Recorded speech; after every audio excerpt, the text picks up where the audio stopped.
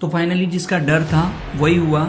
सरकार की जो एथेनॉल नीति थी अब उसके दुष्परिणाम खुलकर सामने आने लगे। पहले तक तो जो वाहन मालिक थे वो शिकायतें दर्ज कर रहे थे, लेकिन अब चीनी उत्पादन पर एथेनॉल का जो नकारात्मक प्रभाव है वो साफ साफ दिखाई दे रहा है। हाल ही में चीनी की जो कीमतें हैं वो एकदम से 15 से 20 रुपए किलो के हिसाब से बढ़ गई है और इसके पीछे एक बड़ा कारण ये बताया जा रहा है कि चीनी का जो उत्पादन था वो घट गया है। महाराष्ट्र के एक अखबार ने क्लेम किया है कि लगभग 25 लाख टन गन्ना जो चीनी उत्पादन से संबंधित था या जिससे चीनी बनाई जा सकती थी वो एथेनॉल प्लांट की तरफ ट्रांसफर किया गया, मतलब उससे एथेनॉल बनाया गया ताकि उसको पेट्रोल और डीजल में मिलाया जा सके।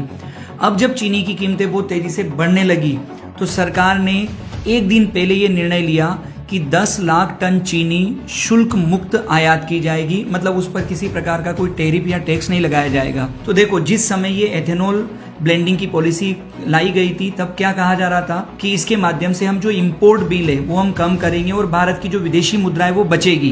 पर अब क्या हो रहा है, अब उसी विदेशी मुद्रा का प्रयोग करके हमें चीनी आयात करनी पड़ रही है।